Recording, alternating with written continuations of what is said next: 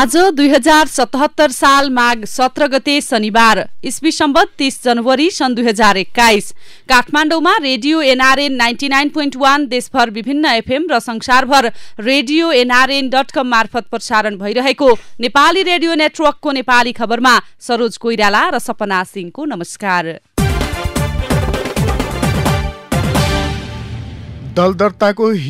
दलदर्ताको तयारीमा निर्वाचन आयोग हिजोको बैठकमा दाहाल नेपाल समूह अनुपस्थित।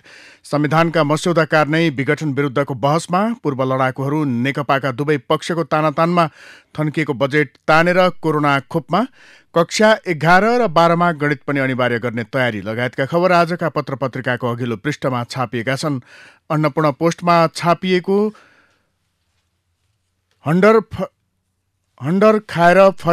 विदेशमा हन्डर फर्किएर भट्टामा शीर्षकको खबरलाई हामीले आजको खास खबर बनाएका छौं। गौशाला 10 भरतपुरका 39 वर्षीय जुलमी मुखिया धन कमाउन भनेर 6 वर्ष अघि मलेसिया उडेका थिए, तर वैदेशिक रोजगारीको कमाईले गरिबको बिल्ला फेर्ने उनको सपना अधुरै रह्यो।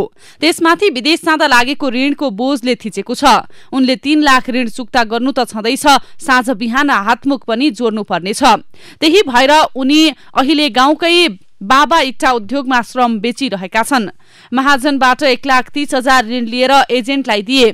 त्यसपछि उसले मलेसिया उडायो। 3 वर्षपछि काम गर्दा गर्दै दाहिने खुट्टा भाँचियो। उनले भने काम गर्न सकिन अनि फर्केर आए। खुट्टाको उपचारमै 2 लाख खर्च भयो। पछि बुढी औंलामा घाउ जस्तो देखा पर्यो, खुट्टा फुलियो। जचाउँदा कुष्ठरोग देखियो। 1 वर्ष औषधि खाए अनि बल्ल ठिक भयो। अहिले इटा भट्टामा दैनिक गुजाराका लागि काम गरिरहेको छु। नेपाली रेडियो नेटवर्कको नेपाली खबरमा अब पहिलो पृष्ठका खबर। दलदर्ताको तयारीमा निर्वाचन आयोग शीर्षकमा राजधानी दैनिकले खबर लेखेको छ। निर्वाचन आयोगले 17 र 27 वैशाखमा तोकिएको प्रतिनिधि सभा निर्वाचन प्रयोजनका लागि दल दर्ताको आह्वान गर्ने तयारी गरेको छ। निर्वाचनसँग सम्बन्धित काम अघि नबढाए तोकिएको समयमा निर्वाचन गर्न असहज हुने निष्कर्ष सहित निर्वाचन आयोगले प्रतिनिधि सभा निर्वाचनको प्रयोजनका लागि दल दर्ताको आह्वान गर्ने तयारी गरेको हो। आयोगका प्रवक्ता राजकुमार श्रेष्ठले तोकिएको समयमा निर्वाचन सम्पन्न गर्न आयोगले निर्वाचनका लागि आवश्यक पर्ने काम अघि बढाउनु पर्ने भएकाले दल दर्ताको आह्वान गर्दै सूचना प्रकाशन गर्ने तयारी गरेको जानकारी दिए। निर्वाचनमा भाग लिन चाहने दलहरूले निर्वाचन प्रयोजनका लागि आयोगमा दल दर्ता गर्नुपर्छ। तोकिएको समयमा निर्वाचन सम्पन्न गर्न पनि आयोगले अब दल दर्ता लगायतका काम अघि बढाउनुपर्छ। दल दर्ता गर्न आयोगले आह्वान गर्दै सूचना प्रकाशन गर्ने तयारी गर्दैछ। आयोगका प्रवक्ता श्रेष्ठले भने आयोगले हाल आचार संहिताको मस्यौदा समेत बनाइरहेको छ। यस्तै अर्थ मन्त्रालयसँग निर्वाचनका लागि बजेट माग गर्न आयोग तयारी अवस्थामा पुगेको छ। यता निर्वाचन आयोगमा नेपाल कम्युनिस्ट पार्टी नेकपाका 2 पक्ष बीच हुने भनिएको छलफल औपचारिक रूपमा बस्न सकेन। आयोगले शुक्रबार निर्वाचन परियोजनका लागि दल दर्ता गर्ने सम्बन्धी सूचना प्रकाशन र निर्वाचनको तयारीका सम्बन्धमा छलफल गर्न दुवै पक्षलाई बोलाएको थियो। आयोगले बुधबार नै नेकपाका 2 अध्यक्ष केपी शर्मा ओली र पुष्पकमल दाहाल प्रचण्डलाई छुट्टा-छुट्टै पत्र लेखी छलफलका लागि बोलाएको थियो। आयोगले अध्यक्ष वा अध्यक्षले तोकेको आधिकारिक प्रतिनिधि र निर्वाचन तथा कानून विषय हेर्ने प्रतिनिधि समेत 5-5 जना उपस्थिति का लागि पत्र पठाएको थियो। आगामी निर्वाचनको लागि दल दर्ता गर्ने प्रयोजनका लागि सूचना प्रकाशन गर्ने समय आउन लागेको भन्दै छलफलका लागि बोलाइएको आयोगले जनाएको छ। आयोगका प्रवक्ता राजकुमार श्रेष्ठले दुवै पक्षसँग निर्वाचनमा एउटै पार्टी भएर आउने वा फरक पार्टी भएर आउने भन्ने सम्बन्धमा छलफल गर्न बोलाइएको बताउनु भएको छ। आयोगले निर्वाचनको तयारीका सम्बन्धमा दलहरूसँग छलफल गर्ने प्रक्रिया रहेको छ। ओली पक्षीय प्रतिनिधिहरू र आयोगका पदाधिकारीहरू बीच अनौपचारिक छलफल भएको छ। निर्वाचनको तयारीका सम्बन्धमा अनौपचारिक छलफल भएको आयोगका प्रवक्ता श्रेष्ठले जानकारी दिनुभयो। ओली पक्षबाट पूर्व सभामुख सुभाष नेमुवाङ, अर्थमन्त्री विष्णु पौडेल, प्रधानमन्त्रीका कानूनी सल्लाहकार बाबुराम दाहाल, मन्त्री कृष्ण गोपाल श्रेष्ठ र रामेश्वर फुयाल आयोगमा जानु भएको थियो। उहाँहरू प्रमुख निर्वाचन आयुक्त दिनेश कुमार थपलिया, आयुक्त नरेन्द्र दाहाल र आयुक्त ईश्वरी प्रसाद पौड्याल बीच निर्वाचनको तयारीका सम्बन्धमा अनौपचारिक छलफल भएको बताइएको छ। दाहाल नेपाल समूहका कुनै पनि नेता भने छलफलमा सहभागी थिएनन्। नेकपा विवाद आयोगमा हुन सकेन औपचारिक छलफल शीर्षकमा आजको गोरखापत्र दैनिकको अघिल्लो पृष्ठमा खबर छ। सत्तारूढ नेपाल कम्युनिस्ट पार्टीमा विभाजन आएसँगै अध्यक्ष तथा प्रधानमन्त्री केपी शर्मा ओली समूह र अर्का अध्यक्ष पुष्पकमल दाहाल तथा माधव कुमार नेपाल समूहको तानातानमा पूर्व लडाकु परेका छन्। पार्टी विभाजनपछि आफ्नो समूहलाई बलियो देखाउन दुवै समूहले सशस्त्र सङ्घर्ष तथा विभिन्न आन्दोलनका योद्धा तथा परिवारसँग नजिकिने रणनीति बनाएको पाइएको छ। प्रचण्ड माधव समूह भन्दा पनि प्रधानमन्त्री ओली पछिल्लो पटक पूर्व लडाकु तथा तिनका कमान्डरसँग बढी नै निकट हुन लागि परेका छन्। प्रधानमन्त्री ओलीले बालुवाटारमा नै यसअघि पूर्व लडाकुसँग छलफल समेत गरेका छन्। प्रधानमन्त्री ओलीले मन्त्री परिषदबाट 10 वर्षे सशस्त्र सङ्घर्ष तथा विभिन्न आन्दोलनका घाइते, अपाङ्गता तथा शहीद परिवारका सदस्यलाई सम्मान तथा परिचय पत्र दिने प्रक्रिया अघि बढाएका छन्। उनले विभिन्न आन्दोलन तथा सङ्घर्षका घाइते, अपाङ्गता तथा शहीद परिवारलाई आफ्नो समूहमा पार्ने योजना सहित मन्त्री परिषदबाट सम्मान तथा परिचय पत्र उपलब्ध गराउने निर्णय गराएका छन्। माघ 11 मा बसेको मन्त्री परिषद बैठकले अग्रगामी लोकतान्त्रिक परिवर्तनका लागि भएका सबै आन्दोलन र सशस्त्र सङ्घर्षका क्रममा जीवन उत्सर्ग गर्ने सहितका परिवार, बेपत्ता पारिएका व्यक्तिका परिवार, लोकतन्त्रका योद्धा, द्वन्द्व पीडित र विस्थापित अपाङ्गता भएका व्यक्ति, घाइते तथा पीडितको अभिलेख सङ्कलन गर्ने र उनीहरूलाई सरकारका तर्फबाट सम्मान एवं परिचय पत्र उपलब्ध गराउन एक समिति गठन गर्ने निर्णय गरेको छ।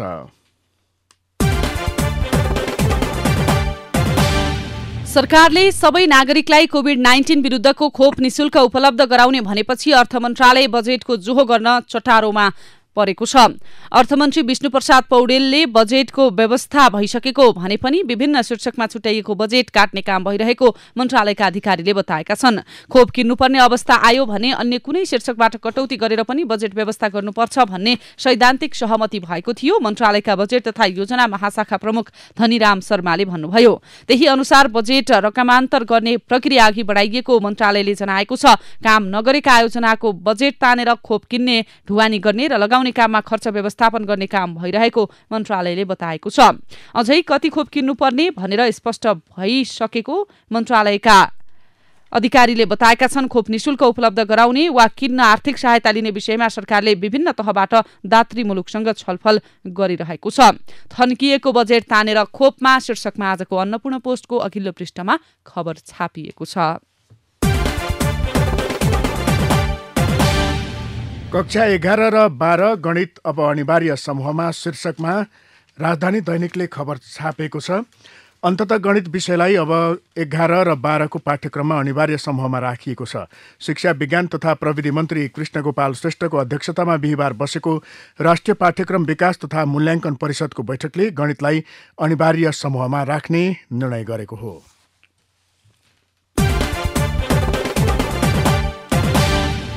संविधानको धारा 76 को व्याख्याका क्रममा धारा 100 लाई निष्क्रिय बनाउन नमिल्ने तर्क कानून व्यवसायीहरूले गरेका छन्। दुई धारा सरकार र संसदको स्थायित्वसँग अन्तर्निहित रहेकाले एकको व्यवस्था गर्दा अर्को निष्क्रिय हुन नहुने तर्क उनीहरूको छ। राष्ट्रिय सभा सदस्य समेत रहनुभएका वरिष्ठ अधिवक्ता रामनारायण बिडारी, वरिष्ठ अधिवक्ता रमन कुमार श्रेष्ठ र विघटित प्रतिनिधि सभाका सदस्य कृष्ण भक्त पोखरेलले सो तर्क गर्नुभएको हो।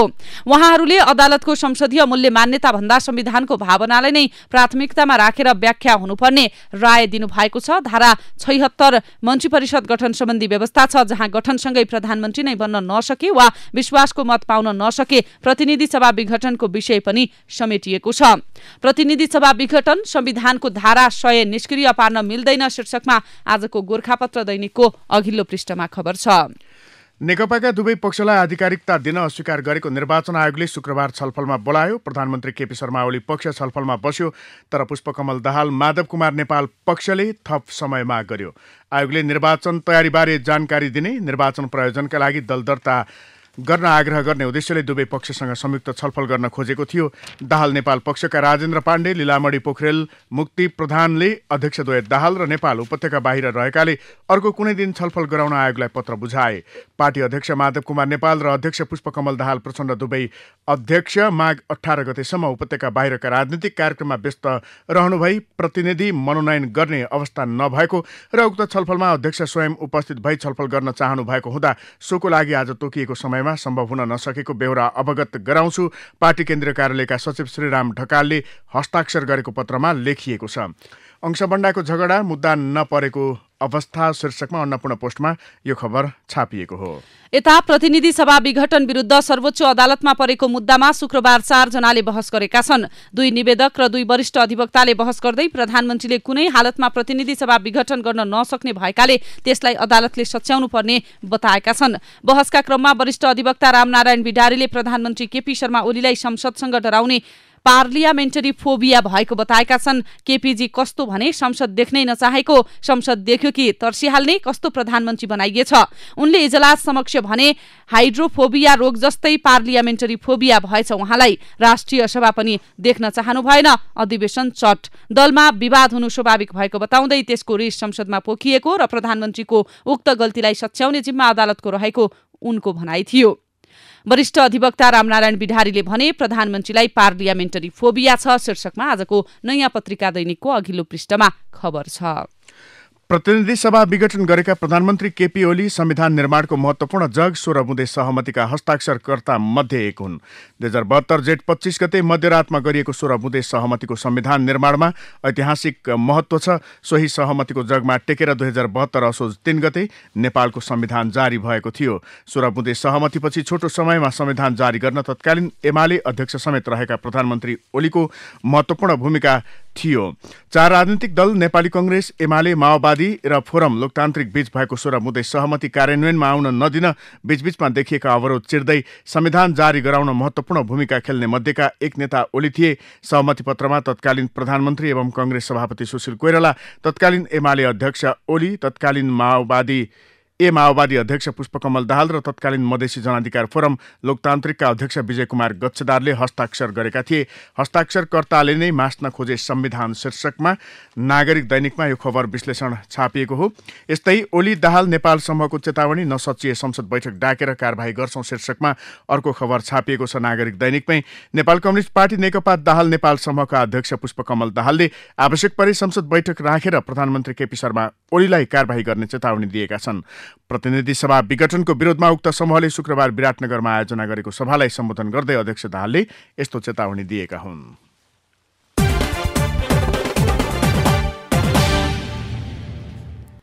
खाद्य व्यवस्था तथा व्यापार कम्पनीका कर्मचारीको उदासीनता तथा चामल ढुवानी गर्ने ठेकेदारको चरम लापरवाहीका कारण कतिपय जिल्लामा 1.5 वर्षदेखि चामल नै पुगेको छैन। पुगेका ठाउँमा पनि कुहिएर खानै नमिल्ने चामल छ। नागरिकले पैसा तिरेर पनि शुद्ध चामल खान पाउँदैनन्। गुणस्तरीय चामल नपाउने सर्वसाधारणलाई ठेकेदारले मूल्यमा समेत ठग्ने गरेका छन्। हुम्ला जिल्ला स्थित खाद्य डिपो र बिक्री केन्द्रहरूमा खाद्यका कर्मचारीहरूले चामल बिक्री गर्नुपर्ने हो, तर कर्मचारी अभाव रहेको बहानामा कतिपय ठाउँमा खाद्यले ढुवानीको ठेक्का लिएको ठेकेदारलाई नै बिक्री गर्ने जिम्मा पनि दिएका छन्।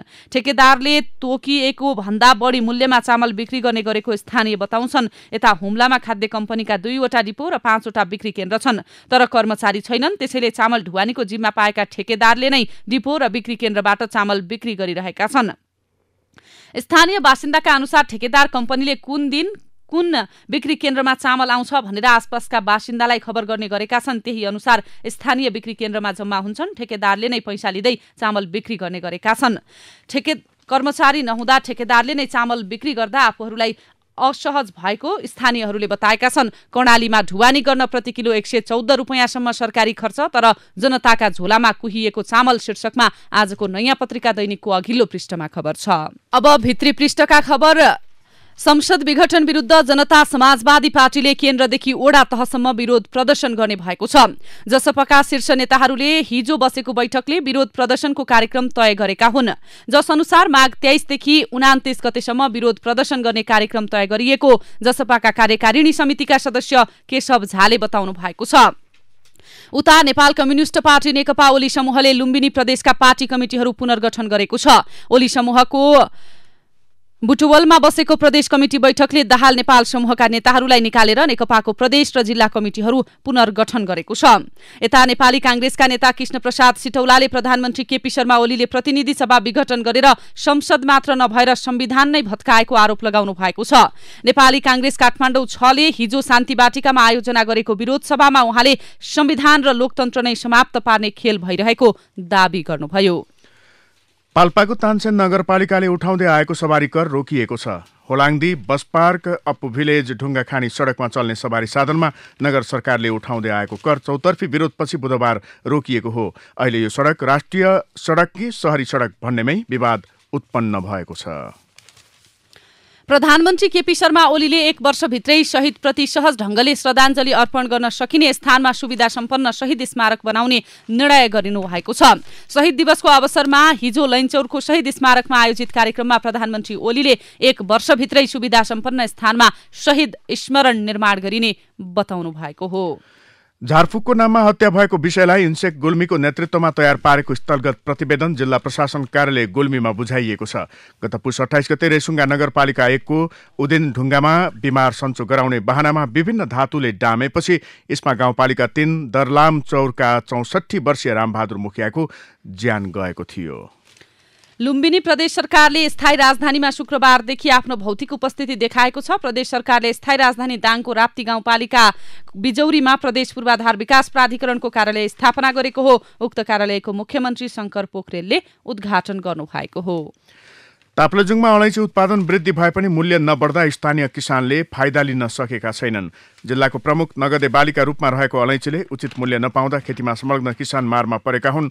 8-10 वर्ष अघि राम्रो मूल्य आएका कारण खेती गर्न हौसिएका किसानले अलैँची उत्पादन वृद्धि हुँदै गए पनि केही वर्ष यता भने जस्तो मूल्य नपाउँदा अलैँची उत्पादक किसान निराश छन्।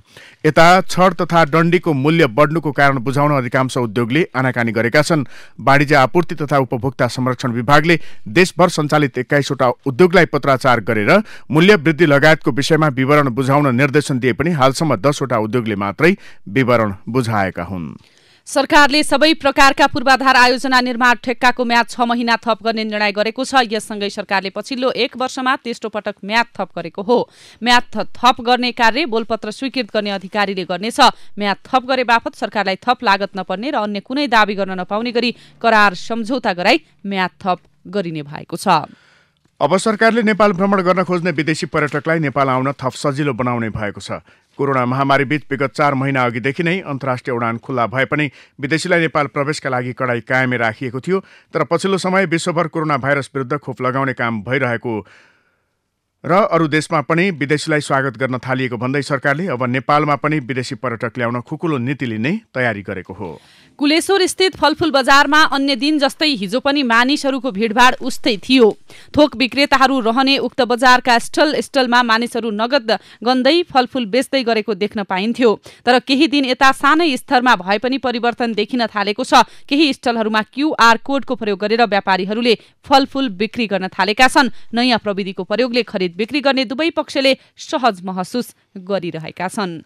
नेपाल इन्फ्रास्ट्रक्चर ब्याङ्कले निष्कासन गरेको प्राथमिक आवेदक सबैले शेयर प्राप्त गरेका छन्। धितोपत्र निष्कासन तथा बिक्री प्रबन्धक NIBL र क्यापिटलको काठमाडौँ लाजिमपाट स्थित मुख्यालयमा शुक्रबार बिहान 10 बजे बाँडफाँड गरिएको शेयरमा कम्तीमा 50 कितासम्म माग गर्ने सबैलाई माग अनुसार नै शेयर दिइएको बिक्री प्रबन्धक कम्पनीले जनाएको छ। 4 पुस्ताभन्दा बढी समयदेखि एकै नासको सानो झुप्रोमा बस्दै आएका डोम मरिक समुदायको दैनिक कार्यमा परिवर्तन नआए पनि यतिखेर उनीहरू निकै खुसी देखिएका छन्। सरकारले जनता आवास कार्यक्रम अन्तर्गत उनीहरूको पुस्तैनी झुप्रोको घर विस्थापित गरेर जस्ता सहितको पक्की घर निर्माण गरिरहेको देखेर डोम समुदायमा खुशीको लहर छाएको छ। खबर सप्तरीको हो। खाद्य व्यवस्था तथा व्यापार कम्पनीले दशैंदेखि माघीसम्म सञ्चालन गरेको सहुलियत मूल्य पसलबाट 1,69,13,980 रुपैयाँको छुटमा खाद्यान्न बिक्री गरेको जनाएको छ। कम्पनीले 1,75,00,000 बराबरको छुट दिने लक्ष्य लिएको थियो। यता लुम्बिनी प्रदेशभरिका किसानलाई लक्षित गरेर बाँकेको खजुरामा किसान कल सेन्टर सञ्चालनमा ल्याइएको छ। लुम्बिनी प्रदेश भूमि व्यवस्था कृषि तथा सहकारी मन्त्रालयले सञ्चालनमा ल्याएको सो कल सेन्टरको हालै कृषि अनुसन्धान निर्देशनालय खजुराका प्रमुख अमरबहादुर पुनले उद्घाटन गर्नुभयो।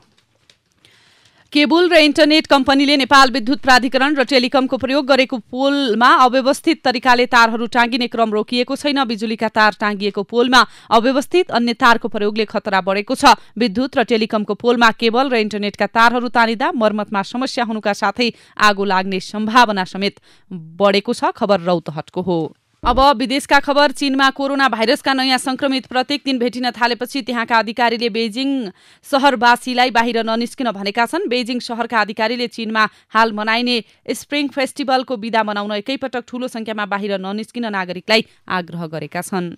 अब खेल र खेलाडीका खबर। त्रिभुवन आर्मी र एपीएफ क्लब चौथो संस्करण प्रधानमन्त्री कप पुरुष क्रिकेट प्रतियोगिताका उपाधिका लागि शनिबार भिड्दैछन्। एपीएफ यसपटक अपराजित रहँदै फाइनल पुगेको हो। समूह एमा 4वटै खेल जितेको एपीएफले सेमिफाइनलमा साबिक विजेता नेपाल पुलिस क्लबलाई 30 रनले पराजित गरेको थियो। अब कला र साहित्यका खबर। प्रताप केसी कुनै चलचित्रका नायक अथवा खलनायक हुनुहुन्न, न त निर्माता न त निर्देशक, तर उहाँको लाइफस्टाइल हेर्ने हो भने कुनै नायकको भन्दा कम छैन। उहाँ एक बाँसुरी वादक हुनुहुन्छ। विगत 25 वर्षदेखि व्यावसायिक रूपमा बाँसुरी बजाउँदै आउनुभएका प्रताप काठमाडौँवासी हुनुहुन्छ। प्रतापको साथमा अनेक किसिमका बाँसुरी छन्। उहाँ बाँसुरी बजाउन नेपालमा भन्दा बढी विदेशमा व्यस्त हुनुहुन्छ।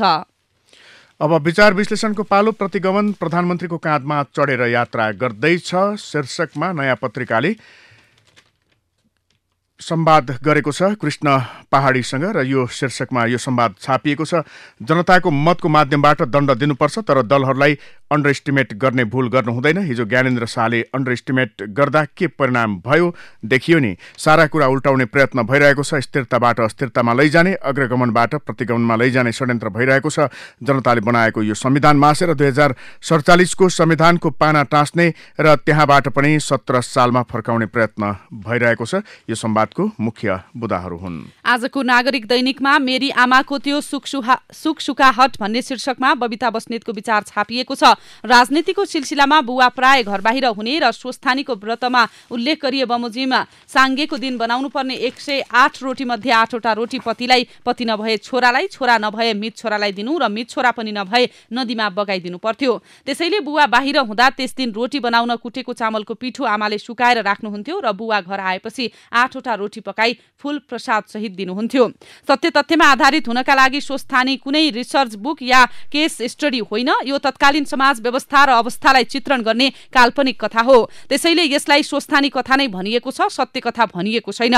लैङ्गिकताबाट धेरै विश्लेषण गर्नका लागि यो कुनै जेन्डर स्टडिज अध्ययन गरेको लेखकले लेखेको सामग्री होइन।